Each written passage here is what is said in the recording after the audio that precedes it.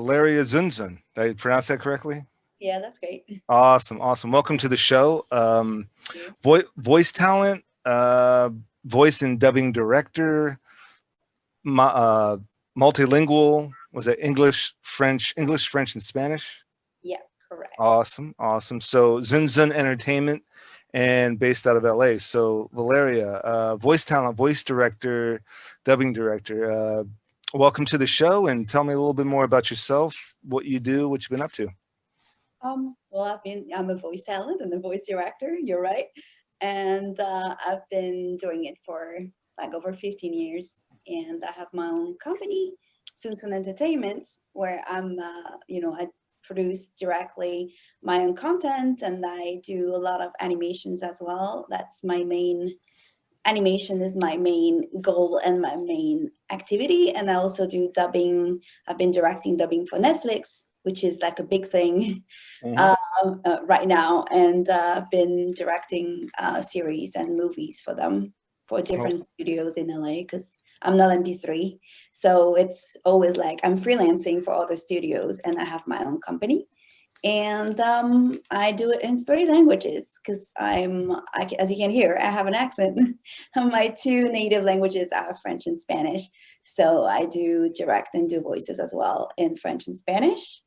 And that's it. What else can I tell you? I'm in California, still coffee time. yep. And No, that's, we were talking offline. It's always coffee I time. know it's always coffee time. Mhm. It's afternoon here on the East Coast, but I'm always chugging coffee or some sort of energy drink, making me bounce off the walls and like you said, trying to run a couple of different things, all the freelance stuff. But so it just dawned on me. So English, French, Spanish. What's the learning curve? Because they're all three of them are Latin based romance languages. Not English, Not English. no, but French and Spanish, yes. What's English? English English is is Germanic slash oh Saxon. okay. It has some Latin words in it because you've been stealing a lot of Latin words. Sure, I But guess it's eventually not a when it came. common language, but Spanish and French are, yeah. Okay, okay. Yeah. So And I've, they're both my native languages because my family is bilingual. So I've been learning both as a child. So, but not English, obviously. but not English. Okay, okay. Yeah, for some reason. So it's more Germanic and Saxon, you said. Yeah, I mean, I'm not a linguist, but Okay. I know it's not a Romance language because I have a master in Spanish literature. Hmm. So I've been studying a lot about languages and such, but I did not end up, using my diploma as I was supposed to, because I guess I was supposed to be a teacher, like, or a translator, and I'm an actor. I've always been acting since I was a child. I was doing theater, and then my family kind of forced me into more like academic, like more serious stuff. Yeah. But I'm not serious. Yeah. Well, we were talking offline a little bit about voice acting, and I've done a little bit. Nothing to write home about, nothing to brag about. Something that got me a few bucks, and I was able to maybe dump it. Just turn that money around into like gas money or something. But um, so basically, I mean, this is from what I understand, but this voice acting, voice dubbing could, for the most part, be remote work. How would you say you've been impacted the last 6 months, 7 months? We've been always, we've been all like under what the heck is going on 2020? Thank you so much. Like more practice. I know. But yeah, I mean, it was challenging for all of us. At the beginning, I was, it was kind of dead for maybe 3 months. It was like very slow, and then little by little, all the companies and all the studios have been developing their own system to be able to do it remotely. So that's what I've been doing. Everything I've been directing lately has all been remote. Hmm. So I'm in one room, my engineer is in another room, and then the actor is in their own booth. you know, and at home. So like 90% of them. Some actors still prefer to go in studio, and they do have a COVID, you know, like thing in place. So they clean the studios between actors, and they have a light that kills the virus. I don't know if Yes. it Yeah. really Like a U, applies, but like it's like an ultraviolet UVA something. Yeah. It kills. Yeah.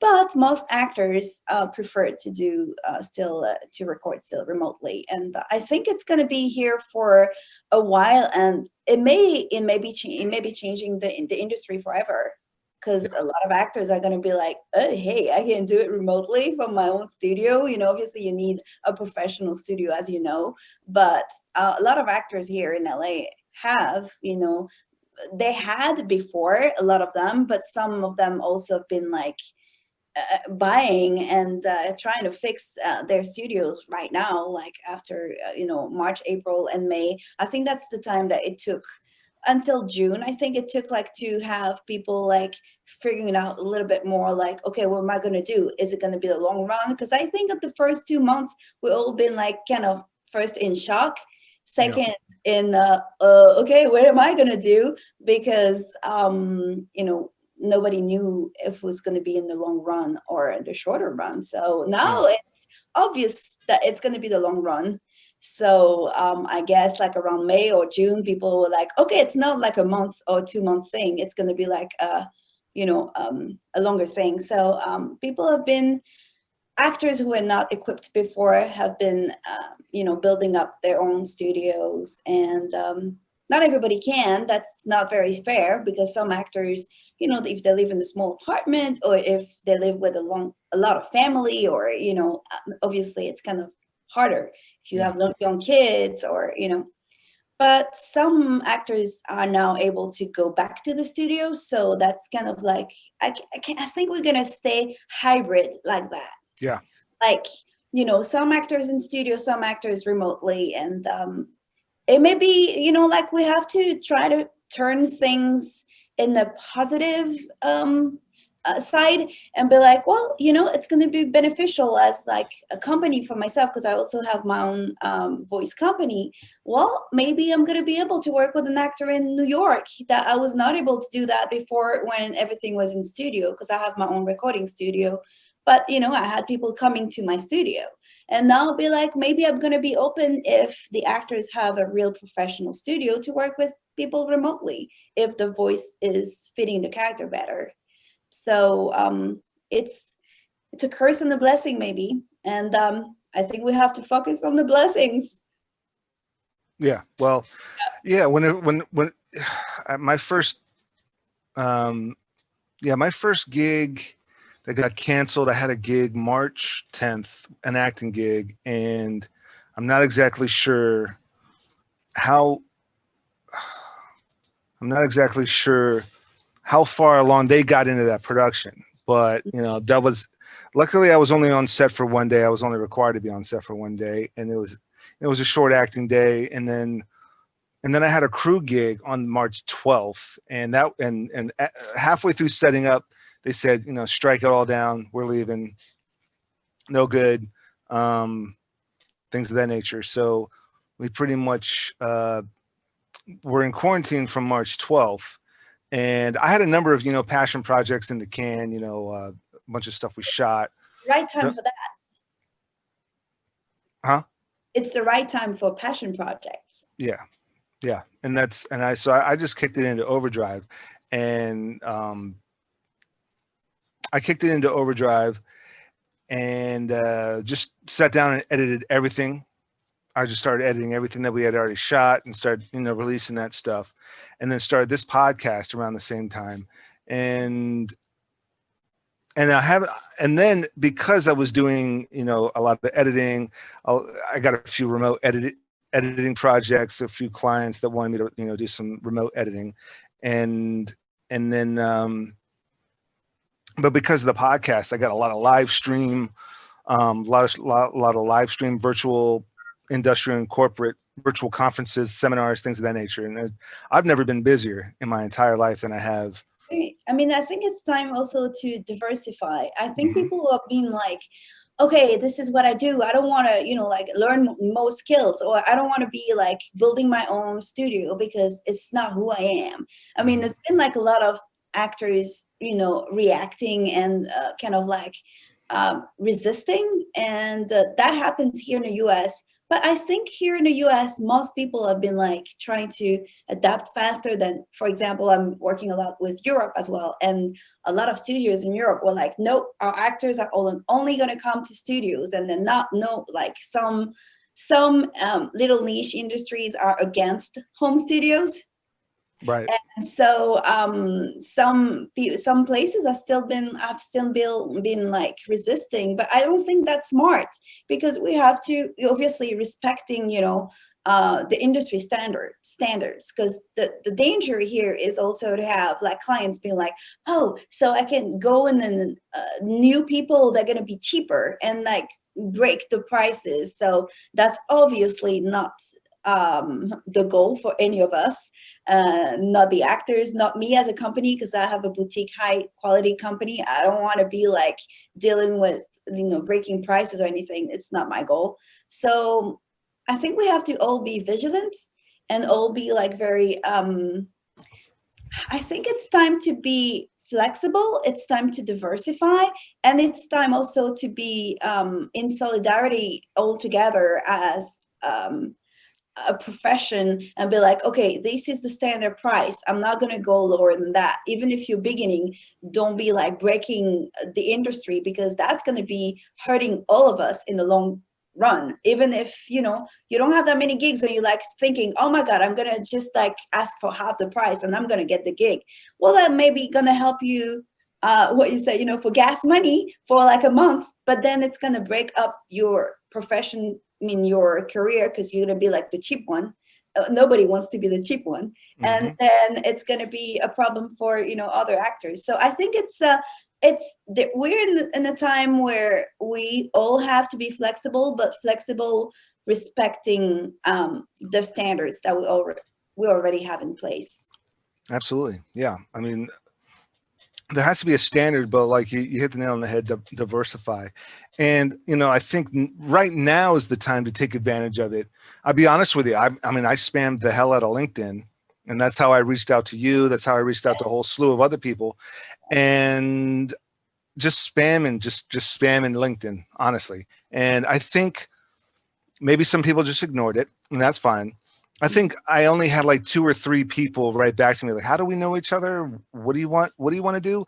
But 9 out of 10 people are like, oh yeah, absolutely, I'd love to come on. I'm actually kind of busy, or I got nothing going on.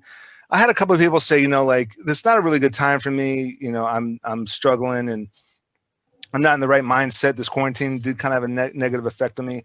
And of course, with that as well, I'm totally understanding and respectful of that as well.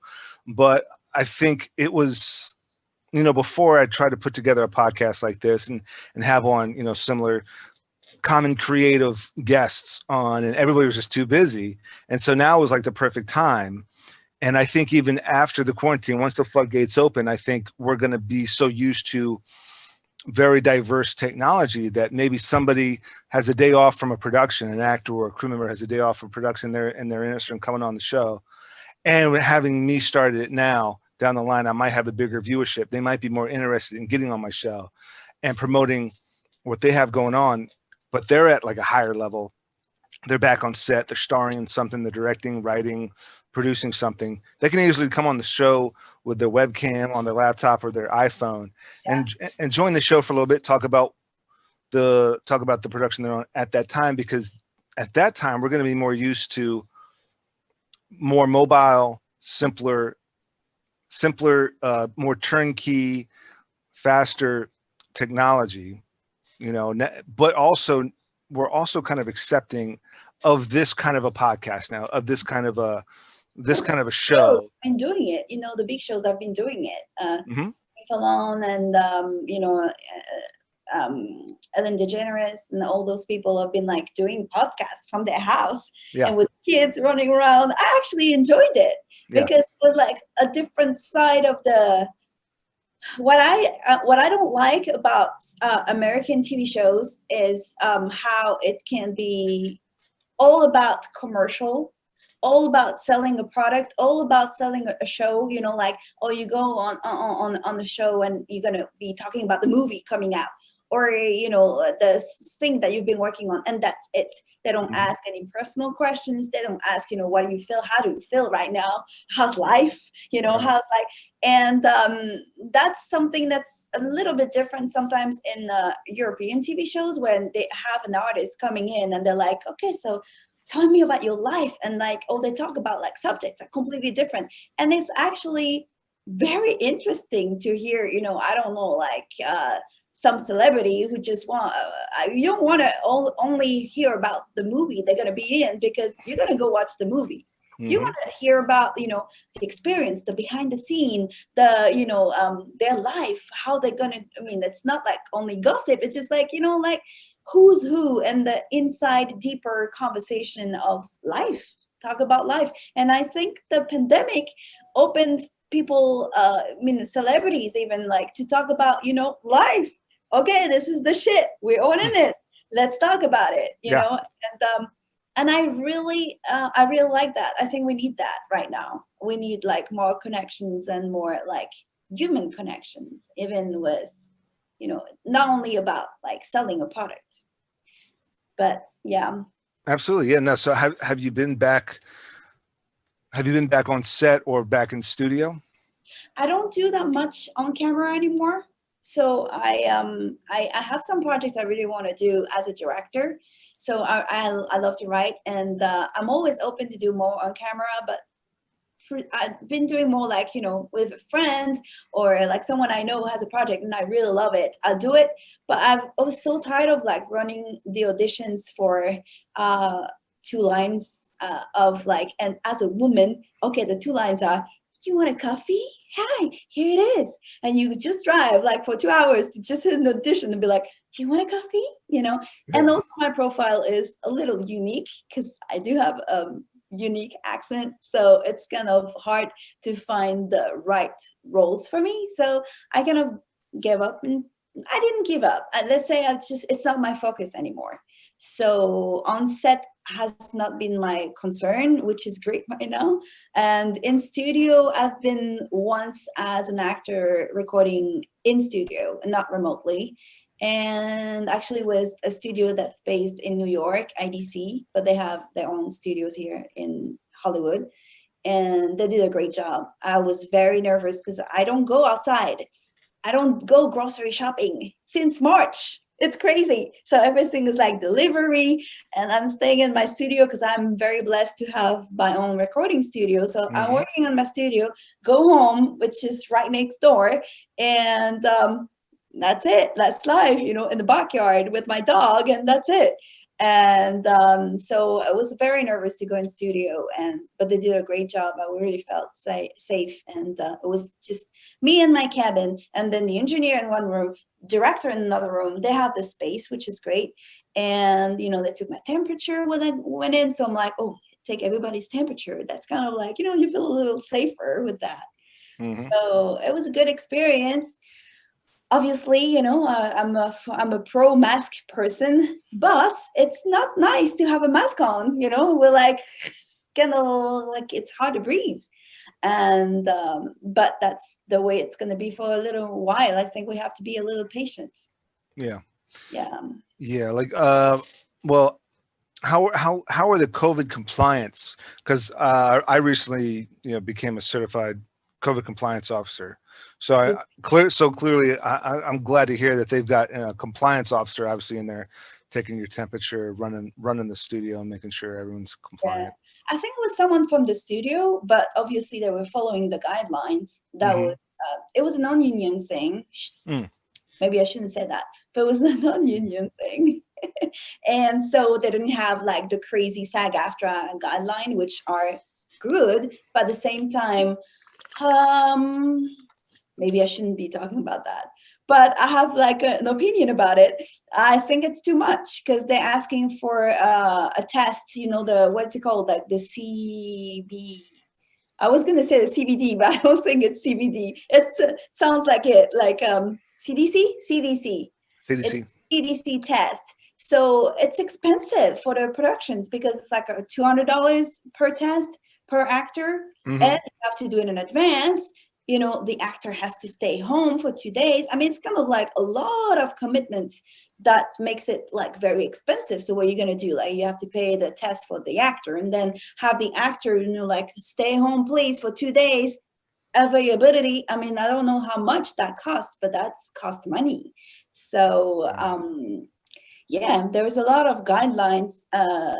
I don't think a lot of studios are following those guidelines, even if it's union jobs, because it's impossible to follow. So I don't want to go into that because I know, like, I've been hearing stories of some studios. I'm like, I don't think I would be feeling safe going in to record with those studios, because you know that they have 15 minutes between actors. And like, ooh, 15 minutes. I don't want to go after someone. I don't know how careful they've been 15 minutes after them. So I'm very glad that most studios are accepting remote recording, because I'm only feeling safe if I'm, you know, like, isolated a little bit.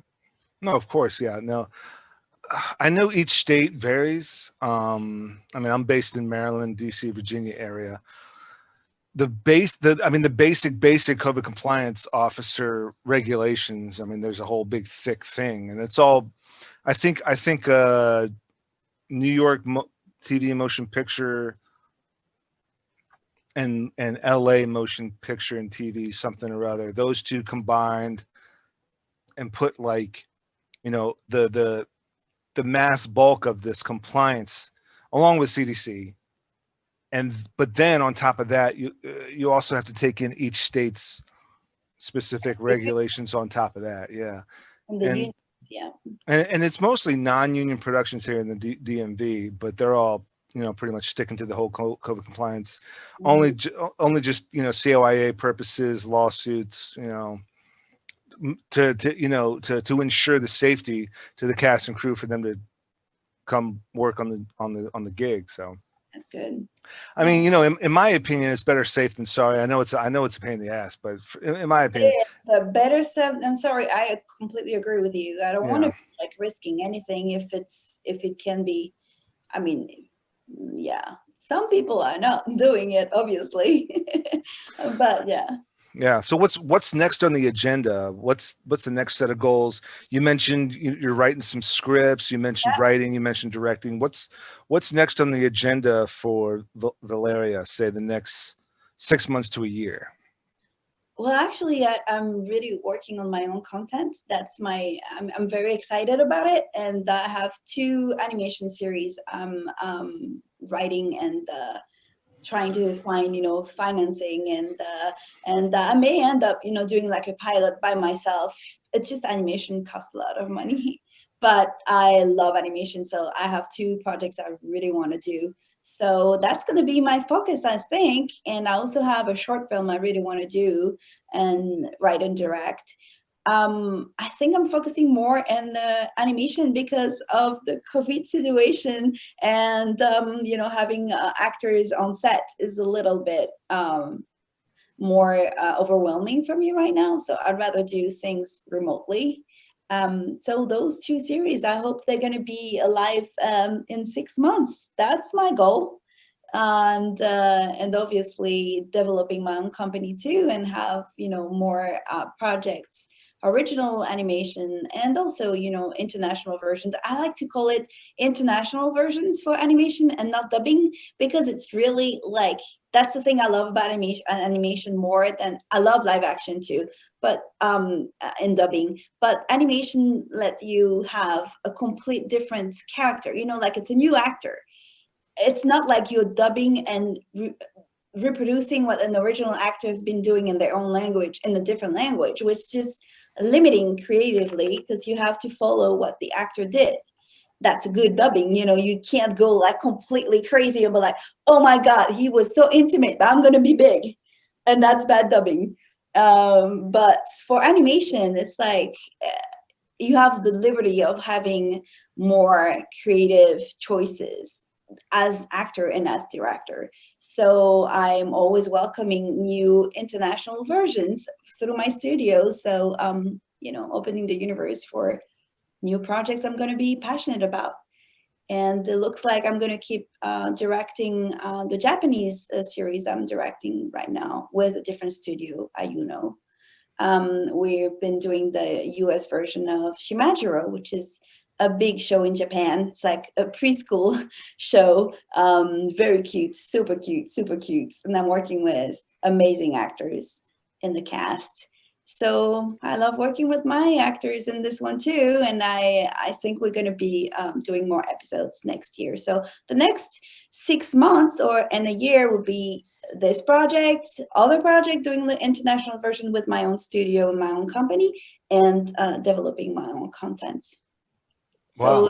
be busy. You got your hands full, busy, and mostly remote work, I take it. Mostly remote, at least. I mean, I think we're going to be remote until at least March or April next year. I don't see how it's going to be faster than that. And hopefully it's going to be true, because, we were like, in March, we were like, I will be back in business, I don't know, in summer, and then Christmas, and then next spring. So hopefully next spring is going to be a real guess. Next spring, yeah. What is that?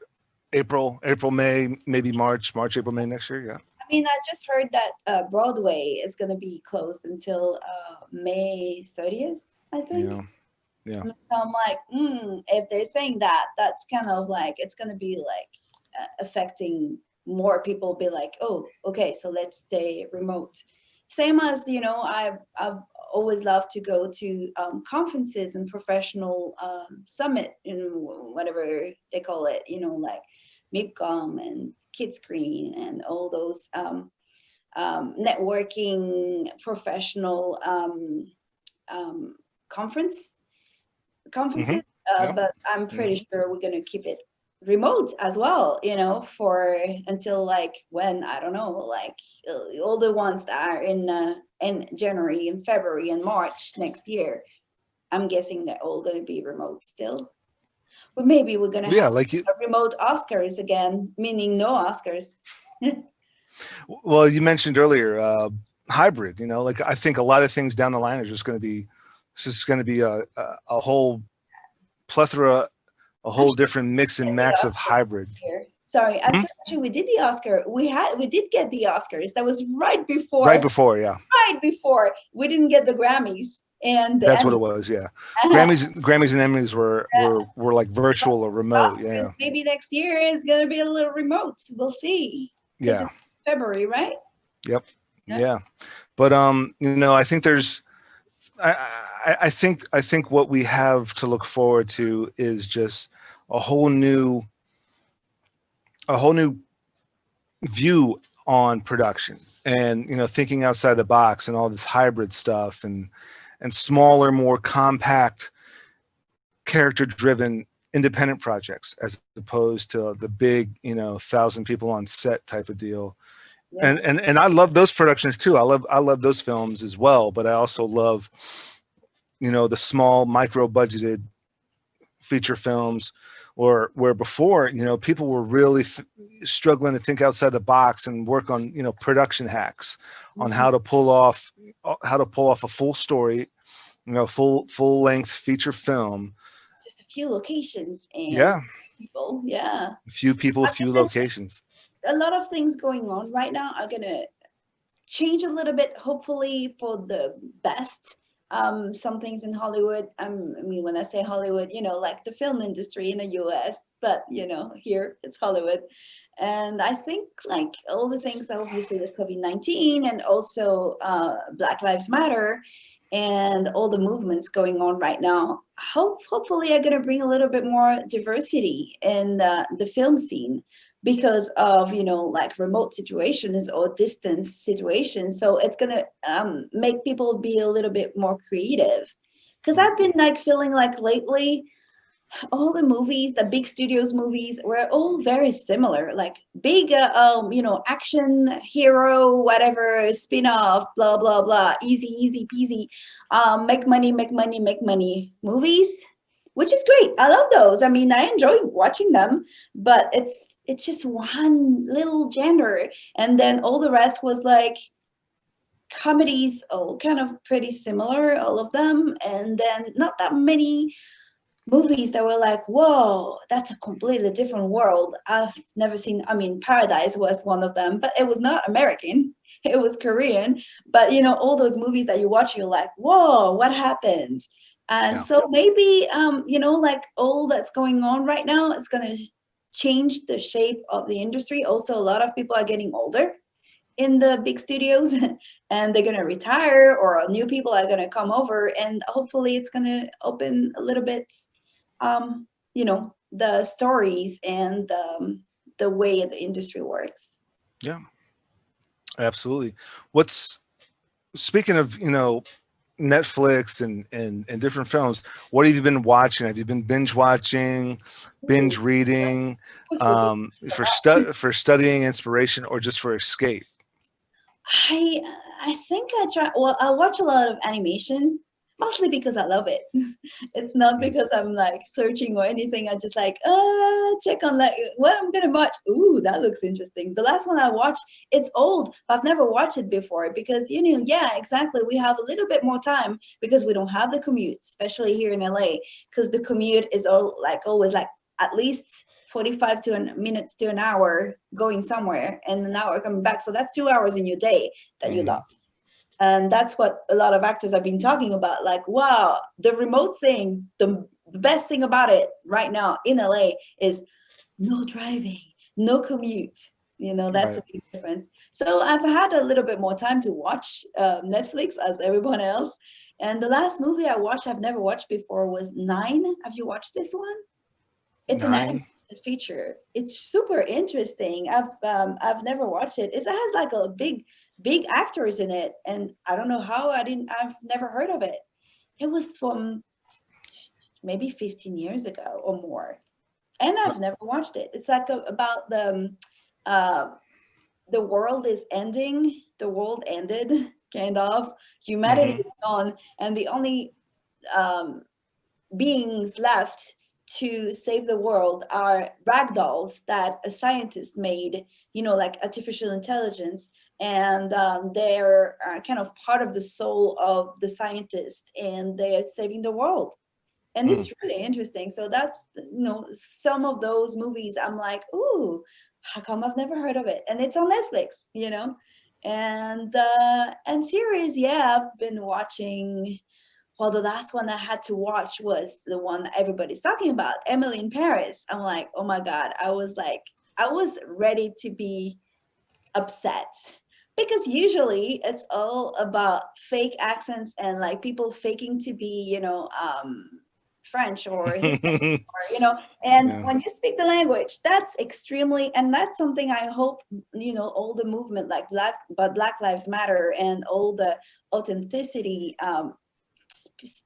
talk that's going on right now. It's going to help us to have actually a real people doing, like, you know, if it's a Chinese person in the movie, well, we have a lot of Chinese American actors. Why do we use someone who speaks, I don't know, like Thai or whatever? And obviously, if you speak the language, it's very distracting and annoying. Yeah. So I was actually pleased to see that they actually filmed in Paris and all the actors were actually French. Hmm. I mean, the ones that are supposed to be French, not Emily, she's American. But it's full of cliches. Oh, yes. So first episode was okay because I saw a lot of friends posting about it on Facebook, and one actor friend who's in the show, you know, the Shimajiro show, she was like saying, "Oh, it's kind of like a mix of Sex in the City and blah blah blah, and maybe a little bit of Ratatouille," which was funny. And it's kind of like, yeah, people end up saying, you know, I loved Paris, I hated Emily. So I'm like, I have to watch it. I still don't hate Emily. I think she's actually delightful, but a lot of cliches. Yeah. So Me. that's the last thing I've been watching. Yeah. Me and the wife started a show called The Duchess on Netflix, Ooh, yeah, I haven't and watched it's about American woman who had a kid with a British boy band member who's now a washed up, you know, boy band member. But it all takes place in England. but you know, she's a well established, I guess, model or something. We still haven't even figured out what the hell it is that she does for a living in this series. I think she's a model, or she was some sort of fashion icon, even though she's American, but she's in England, and it's hilarious. Just based on you know, Robbie Williams, that he married this American. You know who Robbie Williams is? Robbie Williams? Yeah. No. Oh, he's a very, very famous singer in England and all Europe. Like he's Okay. huge. And he tried to be famous in the US. It didn't work out. I don't know how, because he's an amazing singer and I love his songs. But he married American actress. Like Okay. the D-list, I don't know, a bit, not like a very famous one, but an American actress here in LA. And then she's living now in he was part of this big boy band. That's why I'm thinking about that. Before he was singing by himself, he was part of Take That. Take That? Have you heard of Take That? Take That. Yeah. Oh, from 89 to 95. So it was an English pop group. Yes, boy bands thing. You know? And then he had a huge career. I mean, he still has a huge career on his own. Sorry. And so he married an American, and they have a podcast, I think, about that. They have a lot of stuff going on about, you know, being American in the UK. So that's why I'm like, you know, oh, that reminds me of maybe this. I don't know her name, but like her life. Oh, Ada Field. Yes. Ada Field. Yeah, but they're still married. Oh yeah, they are. Okay. Yeah, I think I don't know if this is based off of Robbie Williams or anything. I mean, the show follows her, and you know, she had this daughter with this former boy band member who's living on a boat now and broke. Yeah. And I like the show. It's really funny. It's kind of like very dark humor, very Oh, okay. I will check it out. Yeah, I didn't know it was about that. I mean, I've seen so many shows. It's impossible to watch it all, because people are like telling you, "Ooh, you should watch this and this and that." I'm like, well, there's only like not that many hours during the day, and I don't want to be like watching movies and series the whole day. I have other things to do, so it's hard to keep up with all the things coming out. Oh yeah. Yes, but I do watch. I love to watch foreign series as well, and I have to confess, I watched the original for a dubbing director. That's not good to confess, but I've been watching all the Scandinavian mystery, you know, cop shows. Yeah. Good. Like the Valhalla murders. I think it's called Valhalla. I mean, I can't say it because it's I think this one is based in Iceland. Okay. And then there's another one from Finland that's called The Wind, something about wind. I don't know. There's a lot of things that we can watch right now. And I love the diversity of like being able to watch shows from different countries on Netflix. That's great. And I love the fact that we're dubbing it as well. But sometimes I watch the original. Yeah, so I mean, it's hard for me to like convince the wife to watch a foreign language, but watch it dubbed, especially if I've dubbed it, because I'm good. Well, yeah, if there is a dubbed version, exactly, yeah. But we watched a couple of series on Netflix based on Harlan Coben's books. I know. The Stranger was amazing. Stranger was really good. Really good. And then there was another one called Safe, yes, where I think his name is Michael C. Hall, who played Dexter, who is an American actor, is playing a British person in this series, and it's a British production. It's really good. I loved it. I watched Safe as well. Yeah, the one that's in the gated community. Yeah. Yeah. That was a big one. So Safe, The Stranger, and then there was another one that writer did. but I I can't. watched one that was, oh no, that was not Alan Coben. It was like another mystery author that I watched with my friend the other day, and this one was so bad. It was a movie, and it was like, I can't remember the name, but that was not good. That was not good. I was like, oh my God, so predictable. You know, you're watching it and you're like, okay, so right now that's gonna happen. It was like about a serial killer, and and they were traveling in Europe, and I mean, it was not really great. I can't remember the name, which tells you it wasn't great. Yeah, I'm trying to find. Trying to find this one series, The Stranger. Maybe it was the five. Maybe it Oh, was. yeah, I began watching it and I stopped for some Yeah, reason. I didn't get as I love The Stranger and I love Richard Armitage. I mean, his acting, I really love him. yeah. So he was in not in Safe, in the other one, The Stranger. The Stranger. Dad and Stranger, yeah. So The Stranger was really good. I haven't watched, talking about him, I still haven't watched Berlin Station. And so many, I don't, is it on Netflix? I don't think it's on Netflix. It's in a different network. Is it? What is this? Berlin Station. It's about like secret spies, and it's kind of like, have you watched this English show that he did, the MI5? Oh no, I know what you're talking about. MI5, which I meant to watch that as well. And Now, they did a show that actually has been filmed in Germany. It's called Berlin Station, and he's in it. And I haven't watched it yet, and I'm like, ooh, maybe that's gonna be the next binge watching. I think it's on Epics, That's why, and I don't know if I don't know. Netflix, please. I want Berlin Station. Thank you very much. Maybe we Yeah. can like be like, hey, Netflix, hello. Yeah. So we kind of touched upon it a little bit. But what's your view of what's called the new normal? What's your view of the new normal? Well, I think hopefully the new normal is not going to be us being stuck at home forever. Yeah. And especially when you don't have family around. That's me. It's hard because it's very isolating. But I think hopefully the new normal is going to be something a little bit more flexible, a little more diverse. Hopefully the companies, and I'm not only talking about us, in the entertainment industry, but all the industries are going to be a little bit more open to people working remotely if they want to. I mean, if I had, which I have my own company, but I don't have employees right now. It's like me and freelance directors and freelance actors working for my company.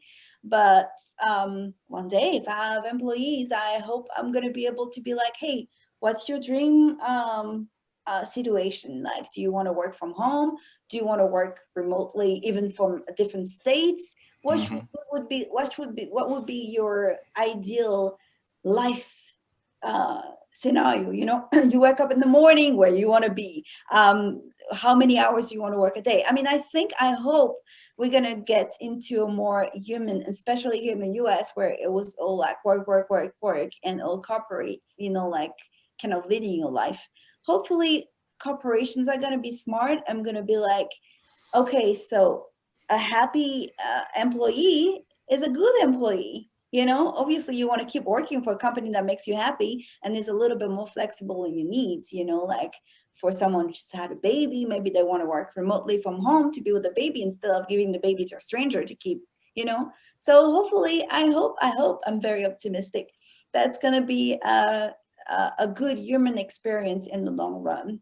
That people are going to be getting back into what's more important and what choices they're going to make in their life to make them happy. If what makes them happy is to be 9 to 5 in an office, that's great. Everybody's different. Or if what makes them happy is to be a little bit more flexible, like maybe having a cut in the pay, but have like a more quality family life, that's great too. So hopefully we're going to be more diverse, like talking about more like diversity. Hmm. Hopefully it's going to be also more diverse in the way people think of work. Yeah. That's my optimistic version of new normal. Yeah. Hopefully, yeah.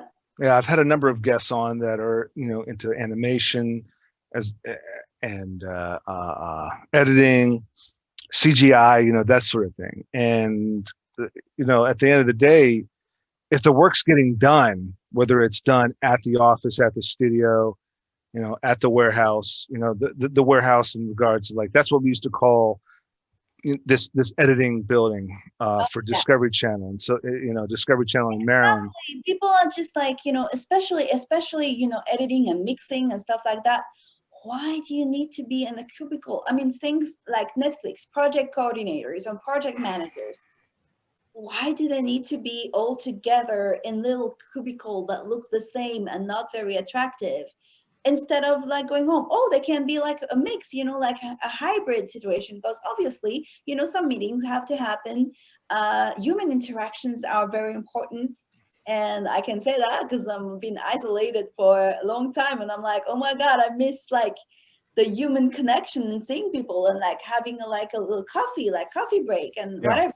So I hope it's going to be hybrid, which may be a little harder. I mean, because obviously the companies are going to have the same costs, because if they still have the building and the things going on.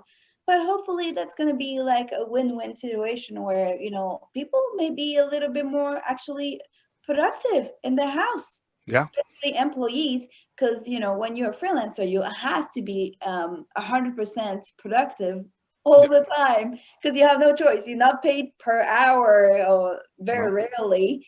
Or if you are, well, you are in situation, with someone, when I'm directing and I paid per hour, obviously I'm with the actors, so I'm being very productive. But sometimes employees have like a bunch of hours that are not that productive, like in the office, kind of like trying to kill time. Maybe if they're home and they want to be done in 5 hours, doing the same work that we'll be doing in 8 hours, they're going to be more productive in those 5 hours and happier at the end of the day. And a happy person is a better person and a better employee. So hopefully corporations are going to hear that. Yeah. Yeah.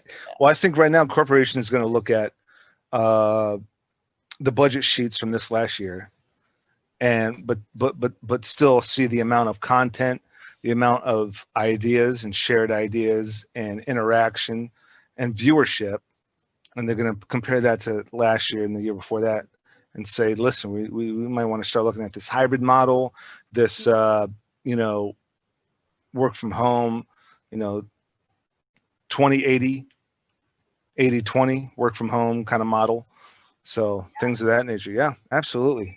I would love that, because sometimes, you don't want to be like commuting every day to go, even freelancing, sometimes like going to studios. If I have a studio, I don't know, like to an hour and a half away from me, and they're like, oh, do you want to direct? And it's going to be like maybe a month's commitment, and I'm like, oh, every day it's 3 hours commute, dude. But if they ask me, hey, do you want to do it remotely, I'll be like, oh yeah, hell. And maybe I'll come in once a week. That what you're saying, like 80/20. 80/20 is great. I think 100% remote may not be a good option humanly, because we don't have the interactions. You need to know, and especially people who are employees, they need to know their colleagues and like being like, hey, like interacting a little bit more in a human sense.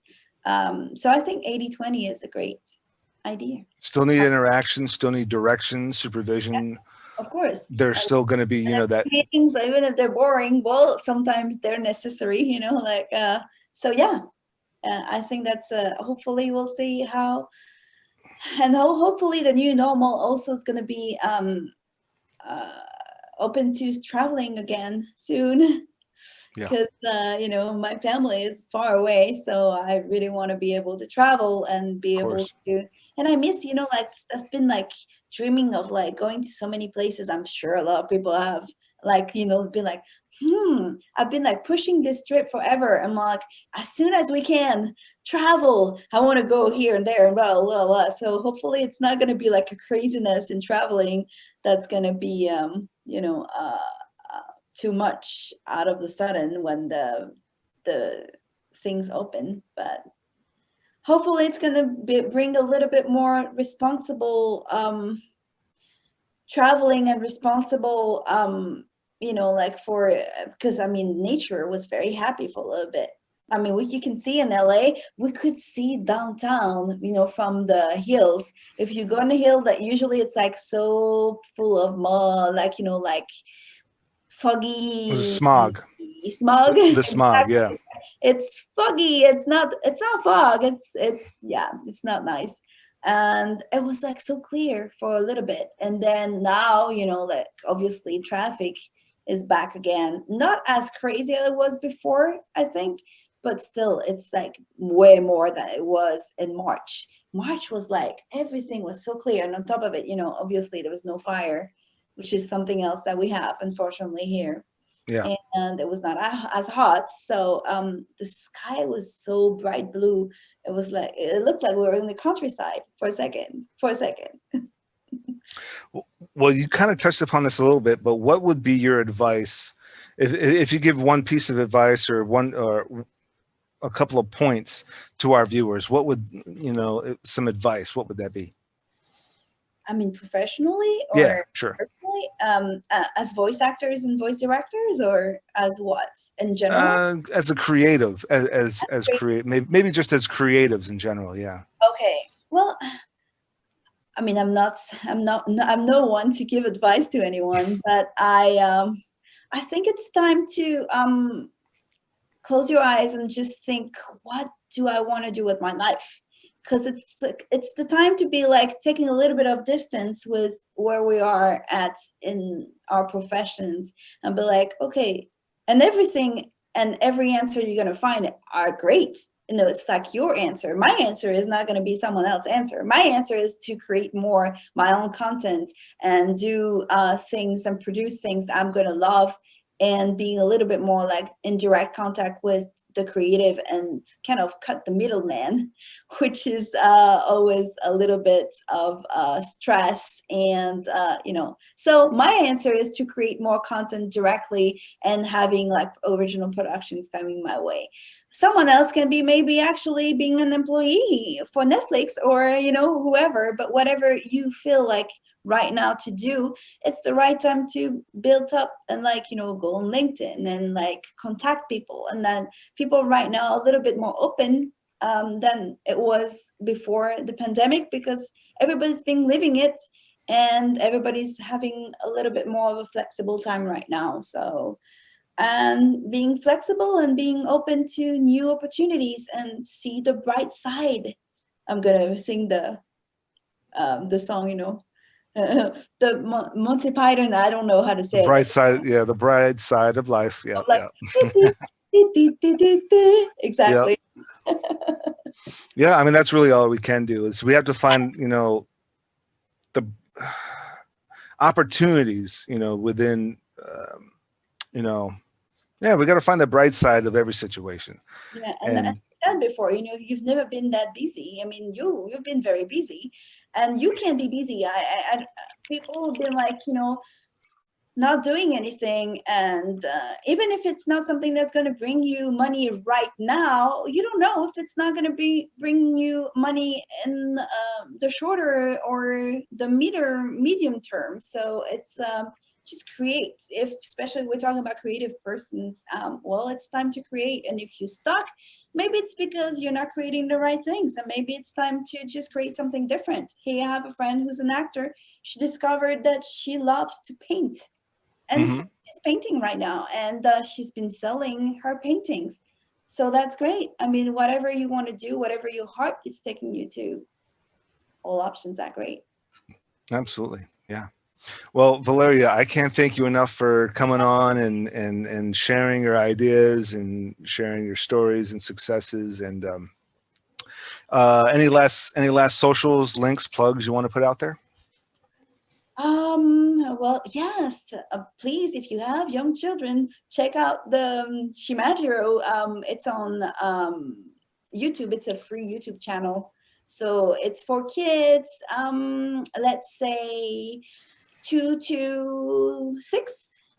And it's on YouTube. It's like Shimajiro. Do you want me to spell it for you? Sure, yeah. SHIMAJ. I'm the worst spelling. Shimajiro. SHIMAJIRO. Spelling is still something that's really hard for me. It's like Okay. I'm just thinking, okay, is it J or G? It's J.